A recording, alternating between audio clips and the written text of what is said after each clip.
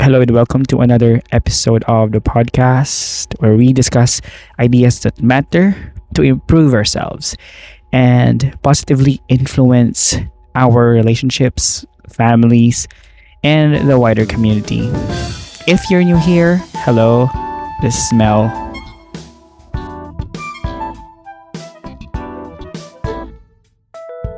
For this episode, let's talk about some of the few things that are happening in our country. We can't cover them all because there's so many things that are going on simultaneously and we can only focus on some things.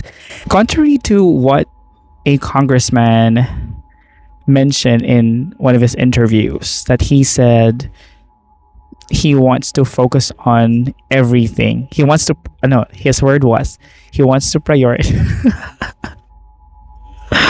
He wants to prioritize everything.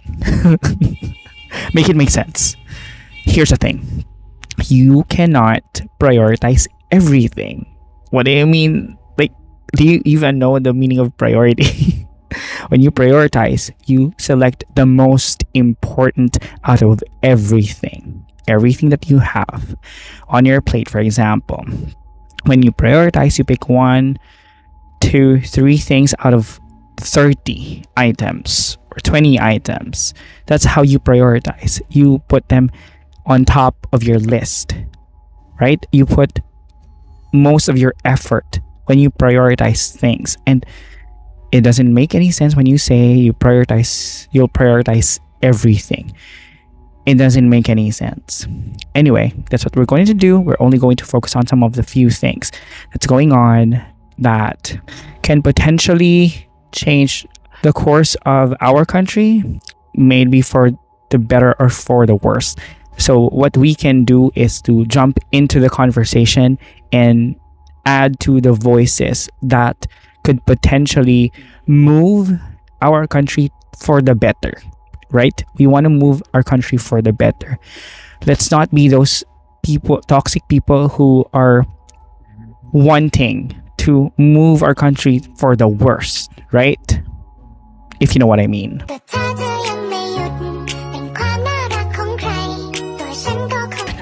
For our first topic, let's quickly talk about the INC's Rally for Transparency and a Better Government. Some of you might be surprised that I support this peaceful protest. The involvement of civilians in a peaceful protest, it's something that is constitutional, right? It's something that we can do legally.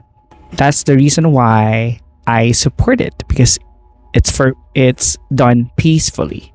It wants the government to do something about what's going on, and civilians are participating in a peaceful manner. That's the key. They're doing the protest peacefully. What I do not agree with is when protests are done with violence. That's where I can't get behind. And so the emphasis here is the Iglesia ni Cristo is doing their protests peacefully. That I can support, and I think everybody should support, right? There are legitimate criticisms about the position of INC and their choices from the past that might have contributed to where we are at the moment. But it's not all of them, right? I know there are valid criticisms, but we can't just say that it's only them. On the other hand, there are legitimate counterclaims that are being made by the INC members, like the number of their population, right? It actually makes sense, and we cannot disregard that fact. Now, the thing is, what's being thrown at them is however many you are, your choice still affects the whole.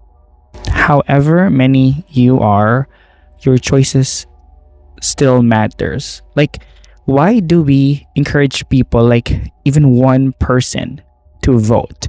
Because we know that one vote is very important, right?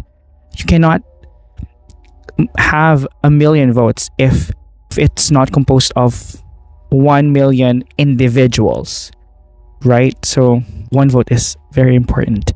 3% of the population is important. So I think that's where some people are coming from when they are trying to invalidate what the INC is currently doing at the moment, because it's going to be 3-day rally, right? So this is the first day, Sunday, and so they still have 2 days, and we'll see.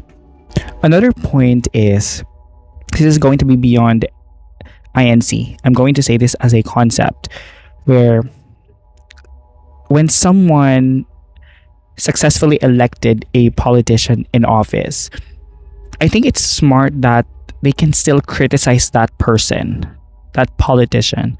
When the politician did something good, okay, like give them credit. But if they did something wrong or they're not doing what they promised, I think the smart way to approach that is to criticize. And I believe that validates what INC is currently doing at the moment, right?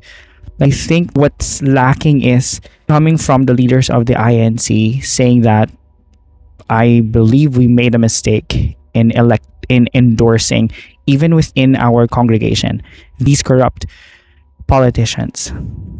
We made a mistake. We're sorry about that. We'll do better next time.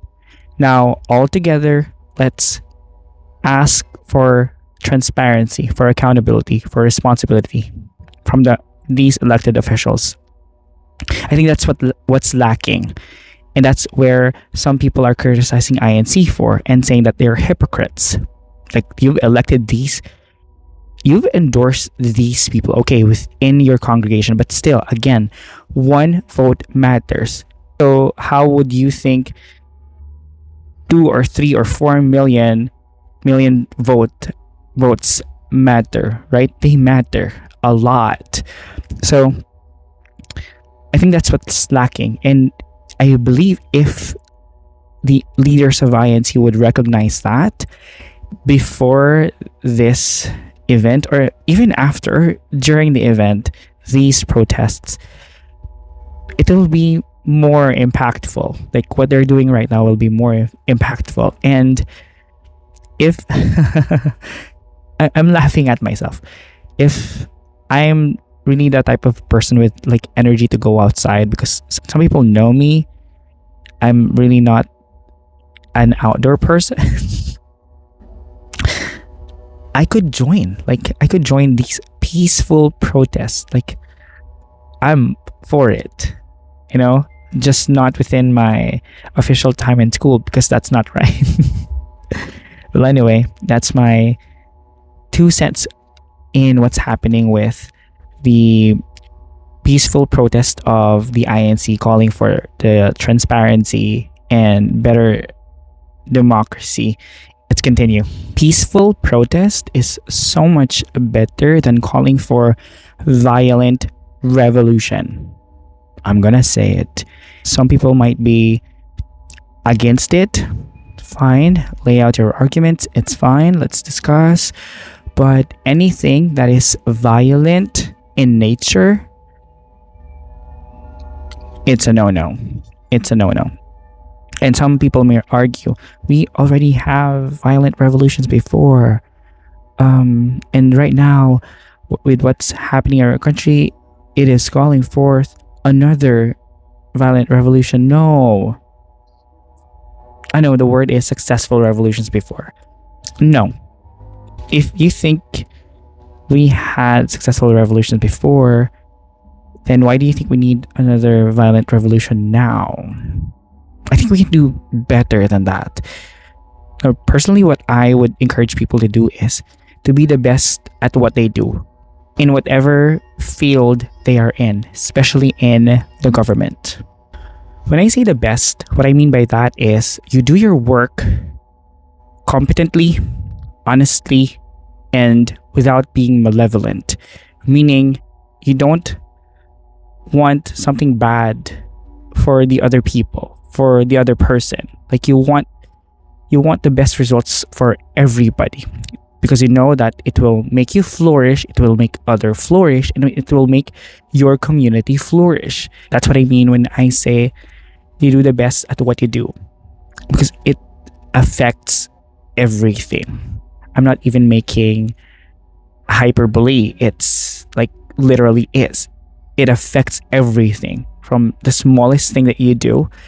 It affects the people around you, and then your community, like your company, for example, and your company to the wider community. You know what I mean?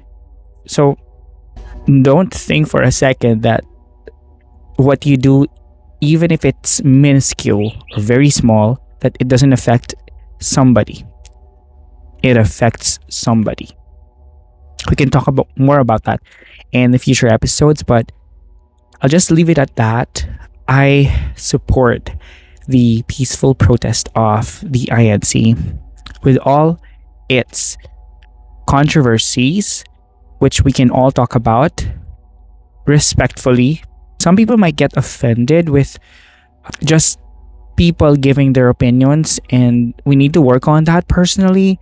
And so we just need to allow people to say what they think about certain things and talk it out, discuss, because there's really no other way to be peaceful, to live peacefully. Here's the thing, not talking about it is different from being peaceful.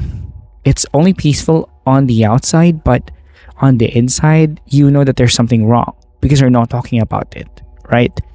And so it's so much better than it's going to be so much better to talk about these things instead of just letting it boil inside. Thank you so much. Sorry. Okay.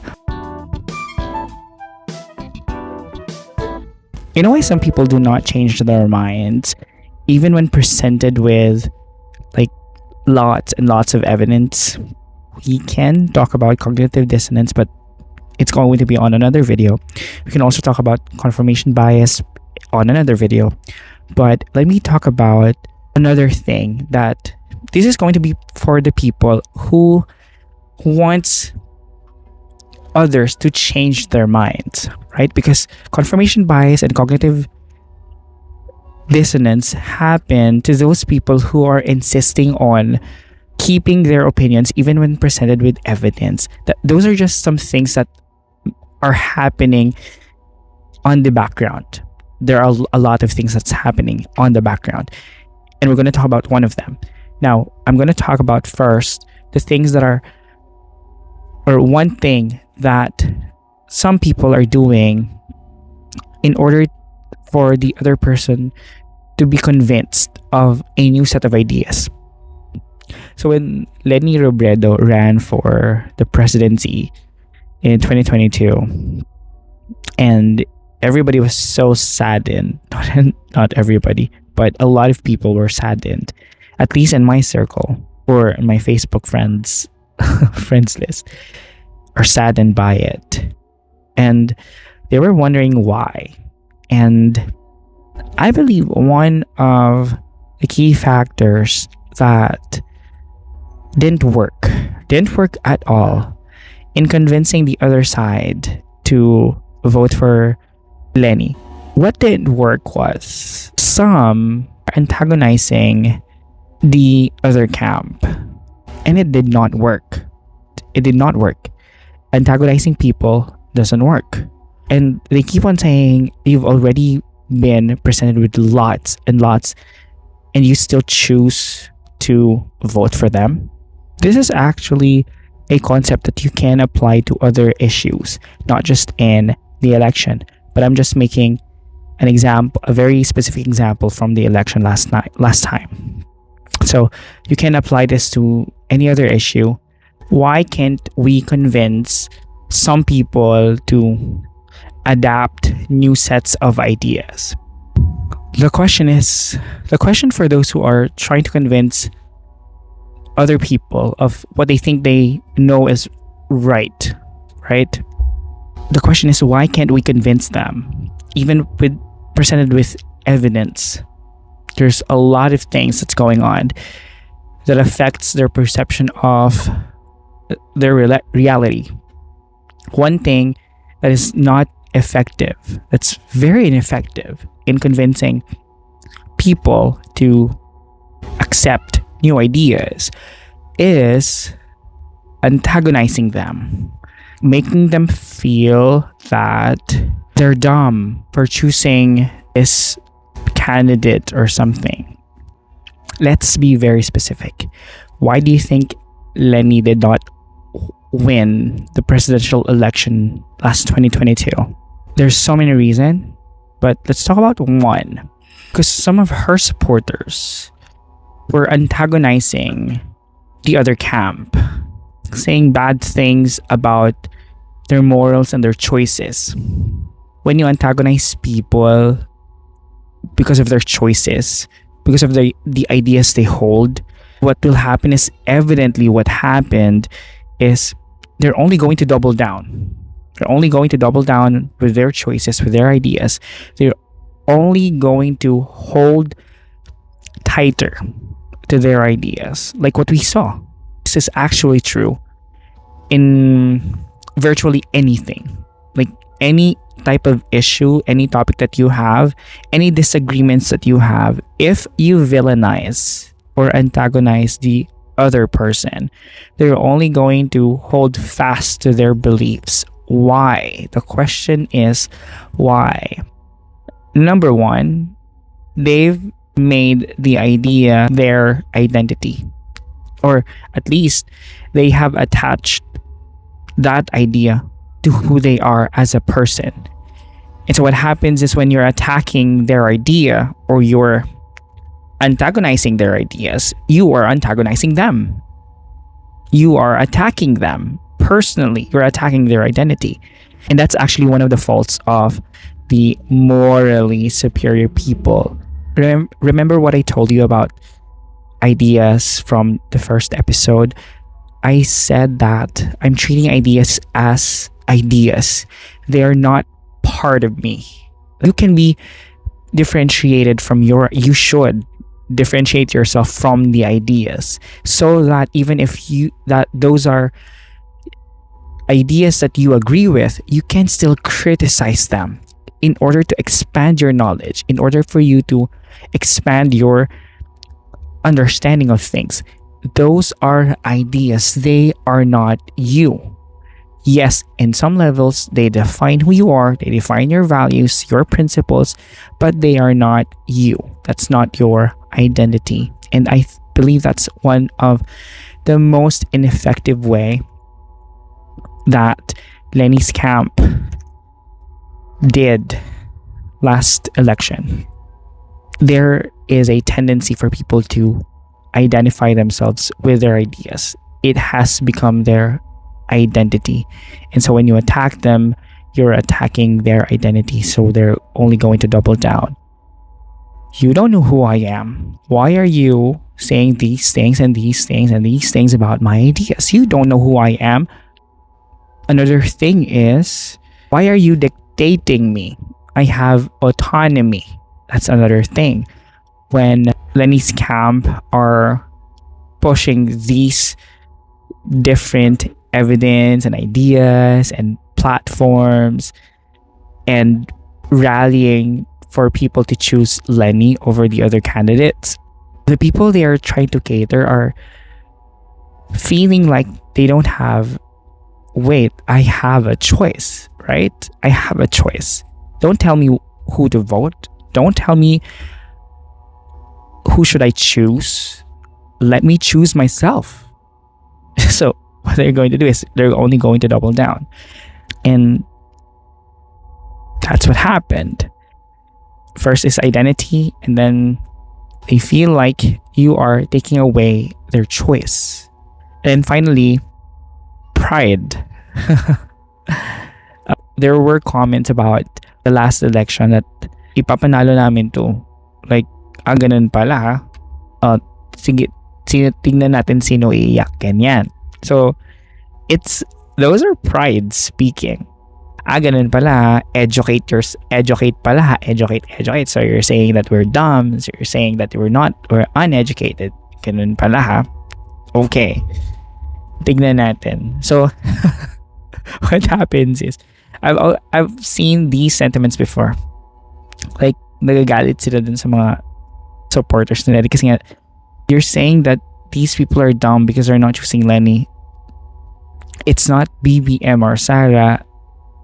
Kahit sino, wag lang yan. Kahit sino, wag lang si Leni. It's pride talking. It's really not beneficial when we antagonize people. Again, this is going to be virtually applicable to whatever issue or disagreement that you have if you started to antagonize, villainize people. Like, ikaw ay masama kasi choice mo ito, ganyan. I am morally superior than you because that is your choice. No. It's very, very, very ineffective. Again, what we want to encourage is you present the ideas and you allow people to think about it. We encourage discussion. We encourage discourse. It's so that we can talk about these ideas and be rational about them, be logical about them. Okay, let's put some emotions in it. Let's be balanced about it. It's going to be another topic for another video, the balance between logic and emotion, but you know what I'm saying. I'm gonna say I was guilty of this and I'm not washing hands, but we can reflect on them and learn from it and be better than before. That's the goal, right? We're not in competition with anybody else but ourselves. We need to be better versions of ourselves. We need to improve from who we are from the past towards our best version in the future. And that's what we're doing here. Oh, how can we better teach people to treat ideas critically and not villainize people? Of course, obviously, better education. That's what we're lacking for I don't know, like 20 years now? 15 to 20 years now. We've been lacking quality education. Quality education has only become a slogan. It sounds good, but in reality, nah, it's a meh. Although, personally, this is what I teach to my interns. You are your own product. You are your own company. You bear your name. You're under DepEd, for example, or you're under a particular private school or something. But here's the thing. You are the one in front of the kids. You're the one in control of the class. You should be the one who's in control of your class. And so the kids are directly getting their education from you, not the people from the office, not from the central office, not from the regional office, not from the division office, not from the administration in the other building. When kids are receiving instruction, it's from who? From you, directly from you. Other external factors can affect the way you teach, but ultimately, it's you who teach. This is how I teach my interns. And so, better education. Teachers have the most influence from the kids. No. Teachers have the most influence to the kids because we are directly the ones giving the instructions, the education.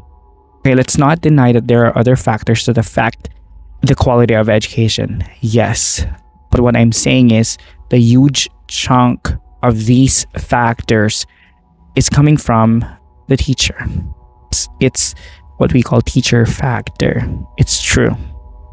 It's the largest of the factors that's affecting the quality of education. Not the government. This is quite controversial. Not the government, not the administration, not the curriculum. By the way, I love the curriculum.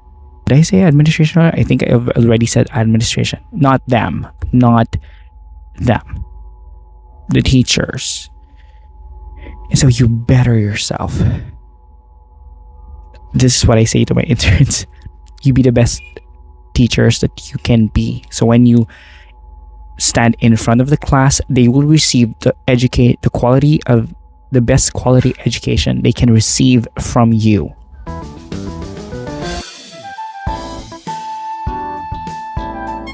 This is the reason why I'm so excited for EdCom 2, because there is a bill that's being passed in the Senate, I believe, to extend EdCom 2, because they're going to be terminated on December 31, 2025. So they're not going to continue their work. Now, their work is very, very important. They've been doing massive impact in the education sector. So it's a shame that they're going to be discontinued. But again, I'm really excited because I believe it's already in the second reading, the extension of EdCom 2. I haven't read the bill yet. I should have for this video, but I believe before the year ends, they're going to pass this bill to extend EdCom 2. So I'm really, really excited. Please, please, please make this urgent.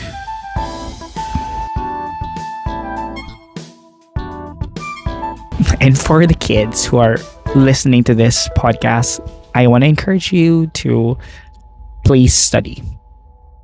Learn to think. Learn to write. Learn to read. Learn to speak your mind. No one will do these things for you. No one. No one will read for you. No one will speak for you. No one will think for you. These are the things that you have to do for yourself if you want to positively influence the world. If you want to do something good for the world, these are the things that you have to do for yourself. And so I'm encouraging you, since you have the access to the vast information on the internet, study. There is a time for everything, and now is the time for you to study, for you to learn, for you to develop yourself, for you to improve yourself, the way you think, the way you analyze things, the way you interact with people. You improve yourself. The horizon of improvement is endless. The only hindrance of that is you, like your choices now. And so if you want to positively influence the people around you, let's go small for now. Your family, your friends, your church mates, for example, your Facebook friends. Who else? Your school, your city, your community, your region, and eventually the whole Philippines. Why not? Dream big and you start small. Dream big and start small.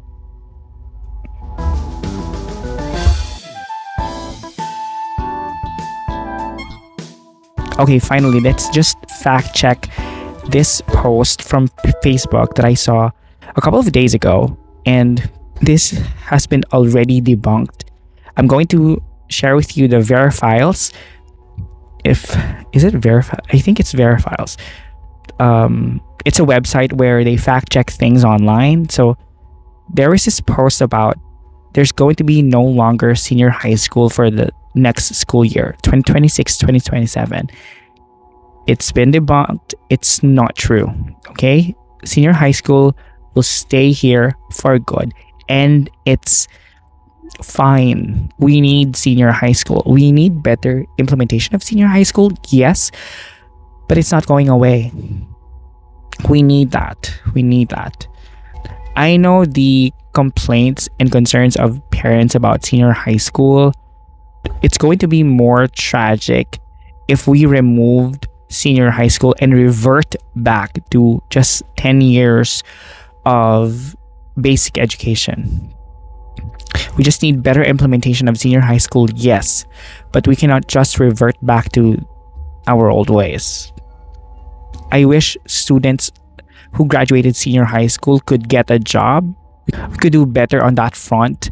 I am one of the people who will agree that they should get a job.